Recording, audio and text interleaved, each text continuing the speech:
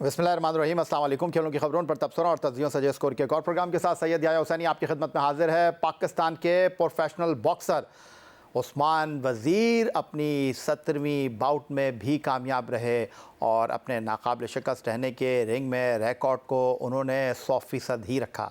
उस्मान वज़ीर ने भारतीय हरीफ एस्फेरन को पहले ही राउंड में नॉकआउट किया और 17वीं बाउट में 11वीं मरतबा उन्होंने अपने हरीफ को नॉकआउट किया। थाईलैंड के शहर बैंकॉक के वर्ल्ड साइम स्टेडियम में होने वाली बाउट में 25 साल प्रोफेशनल बॉक्सर उस्मान वज़ीर ने पहले ही लम्हे से भारतीय हरीफ बॉक्सर को मुक्कों की बरसात कर दी और उन्हें संभलने का मौका ही ना दिया। उस्मान वज़ीर के मुसलसल हमलों के बायस भारतीय बॉक्सर सिर्फ 1 मिनट 41 सेकंड तक ही रिंग में उनका मुकाबला कर सके, जिसकी बदौलत उस्मान वज़ीर को 12वीं बाउट में एक और फतह मिली नॉकआउट की शक्ल में। उस्मान वज़ीर ने करियर की 17वीं इंटरनेशनल फाइट जीती है और अब तक नाकाबिल शिकस्त हैं। उस्मान वज़ीर का यह मुकाबला पाकिस्तान के पहले स्पोर्ट्स चैनल जियो सुपर से बराह रास्त नशर किया गया।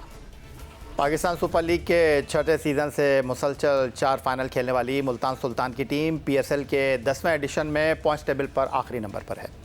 अब तक होने वाले 5 मुकाबलों में मुल्तान सुल्तान की टीम सिर्फ एक में कामयाबी हासिल कर सकी है, जिसमें मुल्तान सुल्तान के ओपनर यासिर खान का मरकज़ी किरदार रहा।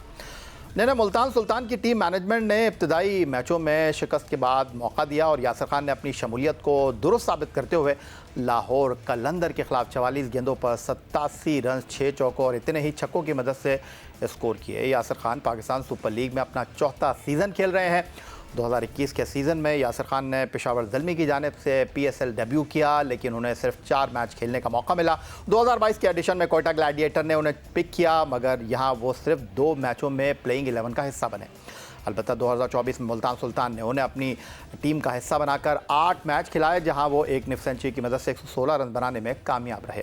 Yasir Khan 4 first class match और 7 लिस्ट ए के मैच भी खेल चुके हैं और इस वक्त मुल्तान से वीडियो लिंक पर हमें ज्वाइन कर रहे हैं मुल्तान सुल्तान के जारहा मिजाज ओपनर और top order batter Yasir Khan. खुशामदीद कहेंगे आपको। यासिर, आपको इससे पहले कि मैं आपके करियर पर बात करूं और आपके बैटिंग स्टाइल और जारहाना खेल से मुताल्लिक़ सवालात करूं, ये बताएं कि अपना दूसरा सीज़न खेल रहे हैं आप मुल्तान सुल्तान के साथ। इस मरतबा हुआ क्या है मुल्तान सुल्तान को? गुज़िश्ता 4 सीज़न से तो फाइनल खेलती रही है और किसी के काबू में ही नहीं आती थी ग्रुप मैचों में, लेकिन अब तक ट्रैक पर नहीं आई है। क्या गलती हो रही है मुल्तान सुल्तान से इस मरतबा 10वें एडिशन में? अस्सलाम वालेकुम यार भाई। जी बिल्कुल, पहले भी ये हो चुका है। हम लोग जब फाइनल जीते थे उसमें भी शुरू में हम लोग मैचेस हारे हैं, तो बाद में हम लोग चैंपियन बने। तो अभी हम जितनी भी टीम हमारी मैनेजमेंट है, कप्तान है, हम लोग अभी भी पॉजिटिव सोच रहे हैं। हमारे माइंड में एक ही चीज़ चल रही है कि हमें इस टूर्नामेंट का चैंपियन बनना है। तो अभी तो टूर्नामेंट का स्टार्ट है, तो अभी तो सारी टीमें जो है, मतलब हम तो अभी भी यही सोच रहे हैं कि इंशाल्लाह टॉप 2 में आना है और इंशाल्लाह इस टूर्नामेंट को चैंपियन करना है। अच्छा यासिर, आपकी बैटिंग पोजीशन पर बात कर लेते हैं। गुज़िश्ता सीज़न जो आपने मुल्तान सुल्तान के साथ खेला, वहाँ इब्तदाई चौथे नंबर पर बैटिंग के लिए भेजा जाता रहा और फिर जब 5वें मैच में ओपनर भेजा पेशावर ज़ल्मी के खिलाफ, जहाँ आपने 43 रन बनाए, उसके बाद आप अगले मैचों के हवाले से बात करूँ तो ड्रॉप कर दिए गए और फिर आपकी आखिरी मैचों में वापसी हुई बतौर ओपनर। इस मरतबा भी शुरू के 3 मैच आप नहीं खेले, फिर चौथे मैच में बतौर ओपनर आपको मौका मिला। तो क्या मैनेजमेंट को आप पर एतमाद नहीं है या कोई और वजह है? टीम कॉम्बिनेशन बनाने की बात हो रही थी? नहीं, ऐसी कोई बात नहीं है। शाय होप जो थे वो अभी रिसेंटली काफ़ी अच्छा परफॉर्म करके आए हुए थे, तो उन्होंने खिलाया, लेकिन मैं अपनी अपॉर्चुनिटी का वेट कर रहा था। मैंने कहा मैं अपनी मेहनत कर रहा था। जब मैं 3 मैच बाहर भी बैठा हुआ था तो मैं अपनी हार्ड वर्क कर रहा था। मैंने बस अपने टाइम का वेट कर रहा था। मैंने कहा जब ये अपॉर्चुनिटी मिलेगी इंशाल्लाह उसको अवेल करूंगा। तो अल्लाह का शुक्र है, वो जब अपॉर्चुनिटी मिली उसमें मैन ऑफ द मैच भी हुआ, परफॉर्म किया और अपनी टीम को फ़ायदा हुआ है उससे। यासिर, टीम हारी हुई थी, आप खेल नहीं रहे थे, फिर आपको मुल्तान में मौका मिला।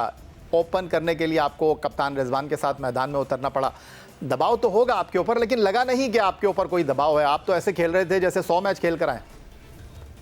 जी बिल्कुल है भाई। प्रेशर इसलिए नहीं था कि काफ़ी ज़्यादा हार्ड वर्क करता हूँ, बहुत मेहनत करके यहाँ पे आया हूँ। तो जब मैं PSL खेलने के लिए आ रहा था तो मैंने उसके मुताबिक अपनी प्रैक्टिस वगैरह प्रिपरेशन की थी कि यार वहाँ पे क्वालिटी बॉलर्स होंगे तो उसको कैसे खेलना है। मतलब हर सिचुएशन में अब प्रैक्टिस में अपने आप को डाल के वो प्रैक्टिस करने की कोशिश की है मैंने। जब मैं पीएसएल खेलने आया तो मुझे कोई प्रेशर नहीं था, क्योंकि मैं पीछे से बहुत हार्ड वर्क करके आया था। ये आप थोड़ी सी ज़्यादती कर रहे हैं यासिर। क्वालिटी बॉलर छोटा लफ्ज़ है, टॉप क्लास बॉलर हैं शाहीन शाह अफरीदी, हारिस रऊफ़। आपने तो उनको आओ देखा ना ताओ देखा, घुटना टेक रहे थे मिड विकेट पर, स्क्वायर लेग पर, जब चाहते थे छक्का लगा देते थे, जब चाहते थे गेंद को चौके में कन्वर्ट कर देते थे। कोई आपको रहम नहीं आया इनके ऊपर? नहीं आया भाई, बीइंग अ प्रोफेशनल आपको पता है कि जब जब हम ग्राउंड में जाते हैं तो आपको पता है फिर हमने अपना सब कुछ करना है। लेकिन ये सारा जो है ये मेरी मेहनत का नतीजा है, जो मैंने मेहनत की और अल्लाह ताला ने उसमें बरकत डाली है। और जब ग्राउंड में जब मैच खेला था तो बस यही था कि यार ये अपॉर्चुनिटी मिली है मुझे, तो इसको ज़ाया नहीं होने देना। बाकी जो है रिजल्ट तो अल्लाह के हाथ में, मैं अपनी मेहनत करके यहाँ पे आया हूँ, तो इंशाल्लाह अल्लाह पे छोड़ूंगा, तो अल्लाह ताला ने अच्छा रिजल्ट दिया।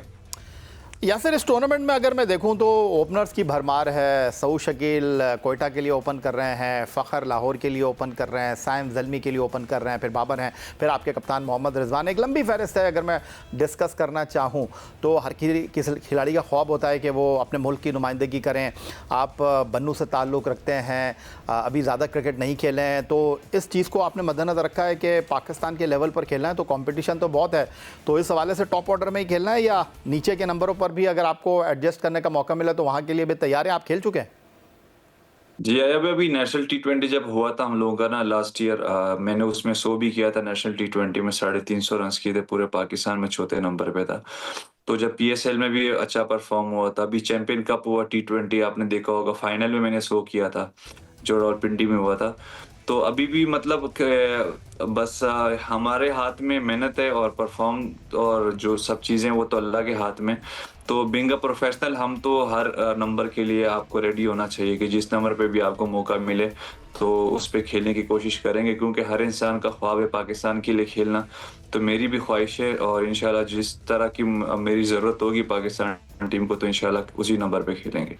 यासिर, आपका बहुत शुक्रिया कि आज आपने हमें वक्त दिया। लेकिन जो लोग इस वक्त स्क्रीन पर आपको देख रहे हैं वो ये जानने की कोशिश कर रहे हैं कि कौन है यासिर खान, कहाँ से आया है यासिर खान, से मुल्तान सुल्तान की टीम का हिस्सा बना। जैसे मैंने बताया कि माजी में आप पेशावर के लिए खेले हैं, कोयटा के लिए खेले हैं, अब बन्नू से आपका ताल्लुक है। थोड़ा सा अपने बारे में बताइए, कैसे क्रिकेट शुरू की, कैसे पाकिस्तान सुपर लीग तक आए और आगे क्या करना चाहते हैं?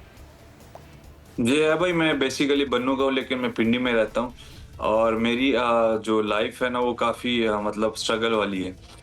मैं 10 साल मैंने ट्रायल्स दिए हैं, 3 साल अंडर 16 के ट्रायल्स दिए हैं, 3 साल अंडर 19 के दिए हैं, 3 साल सीनियर डिस्ट्रिक्ट के दिए हैं। तो हर साल मतलब 10 साल मैं ट्रायल ही देता रहा हूँ, रिजेक्ट होता रहा हूँ। तो वो बस अल्लाह ताला ने रहम किया और पेशावर ज़ल्मी में के ट्रायल हो रहे थे इस्लामाबाद में। तो वहाँ पे मैं ट्रायल्स पे गया तो हाजी भाई ने बुलाया था, हाजी अकरम। तो वहाँ पे जाके मैंने 3 मैच खेले, 3 मैचों में मैंने 2 100 किए थे और एक में पता नहीं 25 कुछ किया। तो उसकी वजह से पेशावर ज़ल्मी को मतलब मैं पसंद आया, तो फिर वो मुझे पीएसएल में लेके गए। तो फिर वहाँ से मेरी अल्लाह ताला ने जर्नी स्टार्ट की है। पसंद किया आपने, बात की हर खिलाड़ी का कोई ना कोई रोल मॉडल होता है। आप जिस तरह बल्लेबाजी करते हैं, ना बल्ला नीचे रखते हैं ना सर नीचे रखते हैं, बस आप अटैक करते हैं और सामने वाले को सिर्फ गुस्से में ही रखते हैं। आप चाहे स्पिनर हो चाहे फास्ट बॉलर हो, आप किसको फॉलो करते हैं, क्या करना चाहते हैं, क्या बनना चाहते हैं?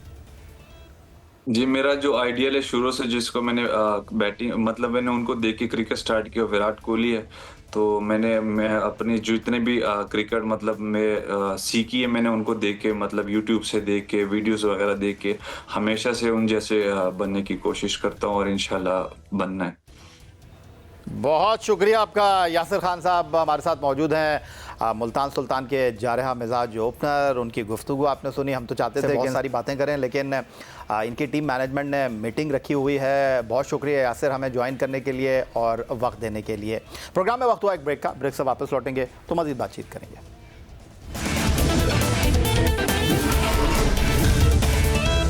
जिंदा दिलों के शहर लाहौर में पाकिस्तान सुपर लीग के इस सीज़न में 13 मुकाबलों का इनेकाद होना है।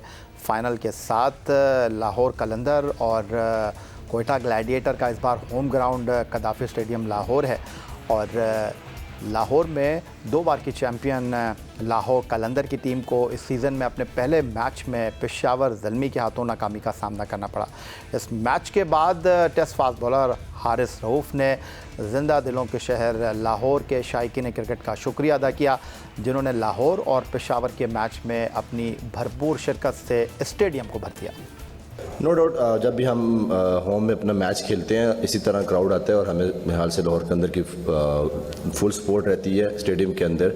और बात की आपने यहाँ पे, और जिस तरह का पहला मैच था मेरे ख्याल से लाहौर के अंदर इस सीज़न का, तो ओबियसली बात है कि विकेट्स जब आप खेलते हो तो तभी जाके आपको आइडिया होता है कि यार किस तरह का विकेट बिहेव कर रहा है। तो फ्रेश विकेट था, तो मेरे ख्याल से जब हार्ड लेंथ जो थी वहाँ पर थोड़ा सा बॉलर को जो उनसे है हेल्पफुल था।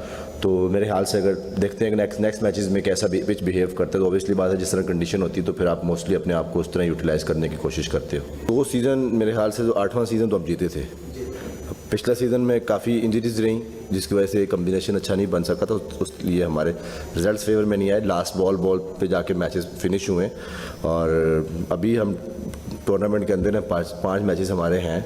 ऑब्वियसली बात है हम देखेंगे जो जहाँ पे मिस्टेक्स की हैं क्या कम्बिनेशन अच्छा और मज़ीद खिला सकते हैं, तो कोशिश करेंगे जो नेक्स्ट आने वाले मैचेस हैं अपने जो जितने भी हमारे होम के क्राउड्स के जितने भी फैंस हैं उनको एक खुशी दें। और अब बात कर लेते हैं पाकिस्तान सुपर लीग सीज़न 10 2025 में रन्स के अंबार लगाने वाले इस्लामाबाद यूनाइटेड के साहबजादा फरहान की जो गुफ्तगू कर रहे हैं जियो न्यूज़ के नुमाइंदे फैज़ान लखानी के साथ। इस वक्त साहबजादा फरहान मेरे साथ मौजूद हैं, इनसे बात करते हैं कि जो करंट फॉर्म उनकी लगी हुई है उसका क्या राज है। फरहान नेशनल T20 में भी बड़ी शानदार कारकर्दगी और PSL में भी उसका सिलसिला जारी रहा, कितनी इसके पीछे मेहनत रही है आपकी? जी बिल्कुल, बिस्मिल्लाहिर्रहमानिर्रहीम। जिस तरह फैज़ान भाई आपने फॉर्म की बात की है, तो अगर शुरू के मैचेस में आपके इस तरह फॉर्म लग जाए तो काफ़ी कॉन्फिडेंस मिलता है। तो इसी तरह नेशनल T20 में मैंने पहले मैच में जो शो किया था तो उससे काफ़ी कॉन्फिडेंस मिला था और माइंड में ये था कि यार इस नेशनल T20 को टॉप करना है, यहाँ पे 200 करना है ताकि आगे जो PSL के कुछ प्लेयर्स रह गए ताकि उसमें आ जाए, और वही हुआ। मैंने टॉप भी किया, वहाँ पे मैंने 300 भी किए, और क्योंकि आजकल मेरे लोग 50 देखते नहीं है, वहाँ 250 भी हुए थे लेकिन किसी ने वो बताया नहीं, और PSL के साथ ही मेरा 4था 100 होगा इस सीज़न। तो माशाल्लाह PSL में भी आ गया और वही फॉर्म इधर भी जारी है। एज अ क्रिकेटर आपको कभी भी रिलैक्स नहीं होना चाहिए, क्योंकि आपको पता है क्रिकेटर कभी जिसके फॉर्म लग जाते तो ज़्यादा लंबे देर तक चलते, किसी की फॉर्म नहीं लग जाता तो उसको आने में बड़ा टाइम लग जाता है।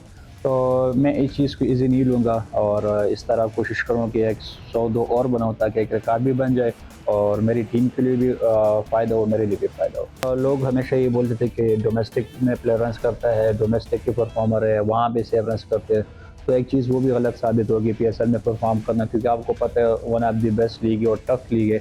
तो अगर आप यहाँ पे परफॉर्मेंस करें तो मेरे ख्याल से आपको इंटरनेशनल क्रिकेट में टॉप लीग्स में बड़ी आसानी हो जाती है। तो इस चीज़ को कंटिन्यू रखेंगे ताकि यहाँ भी रन्स को, ताकि उन लोगों का जो माइंड सेट है ना वो दूर हो जाए। 2 साल पहले मई 2023 में नेशनल गेम बलूचिस्तान के शहर कोयटा में कामयाबी के साथ इख्तिताम पजीर हुए और पाकिस्तान के पहले स्पोर्ट्स चैनल जियो सुपर ने इन मुकाबलों को बराह रास्त नशर किया। उस वक्त अगले नेशनल गेम की मेज़बानी सिंध को सौंपी गई। 18 साल बाद सिंध को नेशनल गेम की मेज़बानी मिली और सिंध सरकार ने नेशनल गेम पहले कराची का इंतखाब किया, क्योंकि 2007 में भी कराची में ही नेशनल गेम मुनक्किद हुए थे। पहले सिंध के वज़ीर खेल सरदार बख्श महर ने फरवरी में नेशनल गेम कराने का ऐलान किया, लेकिन पाकिस्तान में होने वाली चैंपियंस ट्रॉफी, इंतजामात और फंड्स की अदम दस्तयाबी की वजह से नेशनल गेम मुलतवी करके 1 मई में कराने का ऐलान हुआ। 1 से 9 मई तक नेशनल गेम की तारीखों ऐलान करते ही सब ने सवाल किया कि शदीद गर्मी में नेशनल गेम कराना मुनासिब नहीं।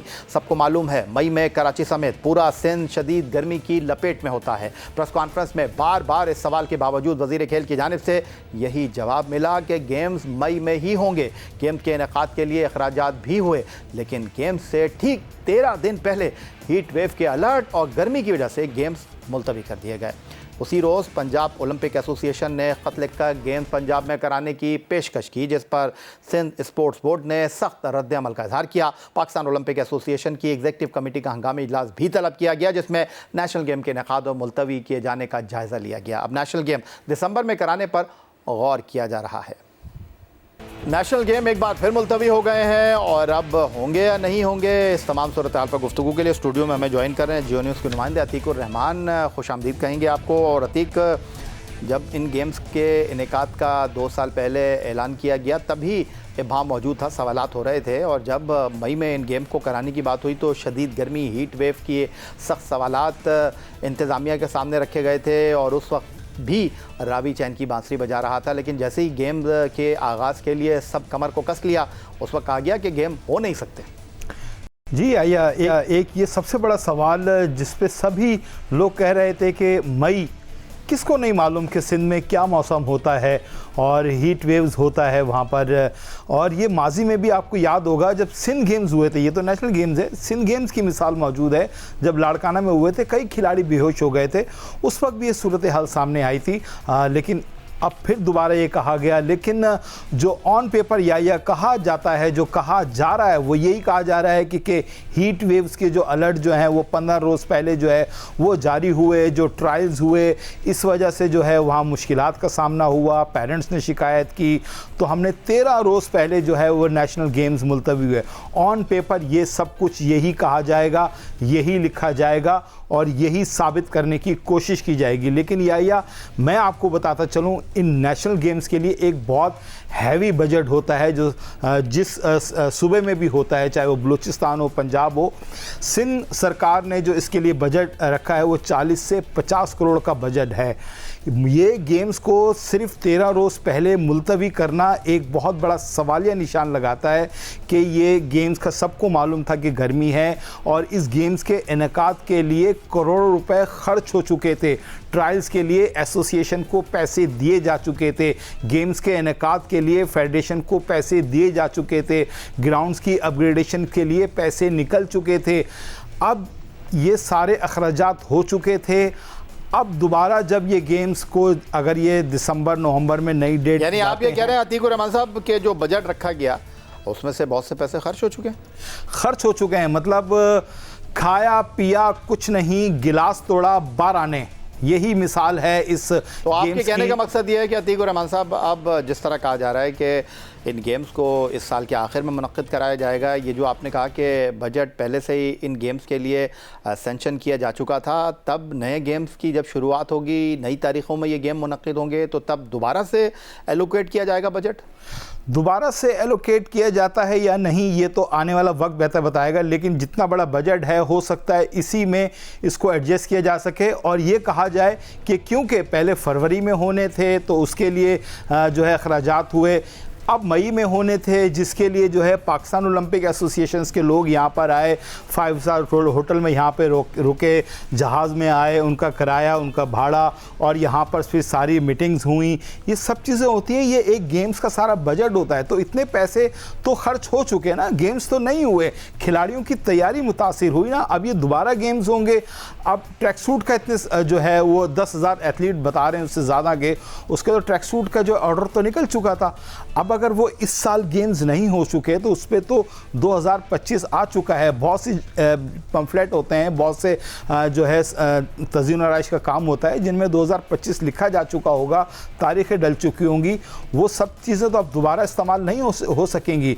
ट्रायल हो चुके हैं, अब दोबारा ट्रायल होंगे, दोबारा आप पैसे देंगे, ये खर्चे तो दोबारा डबल होंगे ना। तो आप सबको मालूम है कि जब ये इतना बजट होता है तो उसको किस तरीके से भी एडजस्ट किया जाता है। और 13 रोज़ पहले मुलतवी करने का मकसद मुझे तो सिर्फ एक यही समझ में आता है कि खाया पिया कुछ नहीं, गिलास तोड़ा 12 ने।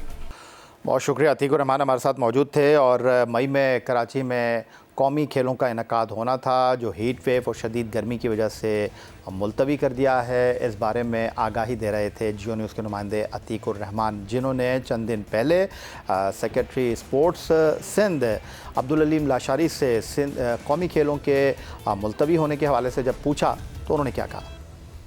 गवर्नमेंट की ख्वाहिश थी कि ये गेम्स जो है फरवरी के महीने में हों, लेकिन कुछ वजूहात होंगी जो पाकिस्तान ओलंपिक्स एसोसिएशन ने देखी होंगी, तो उन्होंने फरवरी में हमें डेट नहीं मिली और मार्च में फिर रमज़ान शरीफ आ गया, तो उसके बाद फिर अप्रैल में, क्योंकि ज़ाहिर है जब भी गेम्स होते हैं ये बहुत बड़ी लेवल के गेम है, पूरी कौम इसमें इन्वॉल्व होती है, 10,000 के करीब खिलाड़ी जो है चारों सूबे दो फेडरेटिंग यूनिट्स इस्लामाबाद, और इसके अलावा हमारी जो है वो पाकिस्तान आर्मी, वापडा, पुलिस, इस तरह के डिपार्टमेंट होते हैं। तो तकरीबन 10,000 के करीब एथलीट्स और ऑफिशियल्स इन्वॉल्व होते हैं इसमें। तो ये जब अप्रैल का महीना आया और इन्होंने सिंध ओलंपिक्स एसोसिएशंस ने जो है वो बच्चों को कहा कि भाई आपके ट्रायल्स हो रहे हैं, तो ट्रायल्स के दौरान फिर बहुत सारे गर्मी के इशू महसूस हुए, क्योंकि हमारी 90% जो गेम्स हैं वो ओपन हैं, 10% गेम्स ऐसी हैं जो इंडोर्स होती हैं, तो 90% ओपन थी। तो फिर इसमें सिंध ओलंपिक्स को और sports department government of Sindh को, पेरेंट्स ने और मुख्तलिफ एसोसिएशंस ने जो है वो अप्रोच किया और उन्होंने कहा कि ये गर्मी 1 मई से 9 मई तक गर्मी बहुत होगी, तो इसमें अगर हम इसको आगे ले जाएं नवंबर दिसंबर तक, तो ये सीज़न बहुत अच्छा होता है और इसमें बच्चे जो है वो अच्छे तरीके से पार्टिसिपेट भी कर सकेंगे और हमें जो गर्मी के मसाइल हैं उनसे भी बचा जा सकेगा। यही था आज का हमारा प्रोग्राम। आप हमें ईमेल कर सकते हैं, अपनी राय साझा कर सकते हैं score@geo.tv पर। आप हमारे एक्स अकाउंट पर हमें फॉलो कर सकते हैं, अपनी राय साझा कर सकते हैं। इस दुआ, इस उम्मीद, इस तवक्को के साथ कि पाकिस्तान में खेल और खिलाड़ी तरक्की करते रहें। सैयद याहिया हुसैनी को स्कोर की पूरी टीम के साथ अगले प्रोग्राम तक के लिए इजाज़त दीजिए। अल्लाह हाफ़िज़।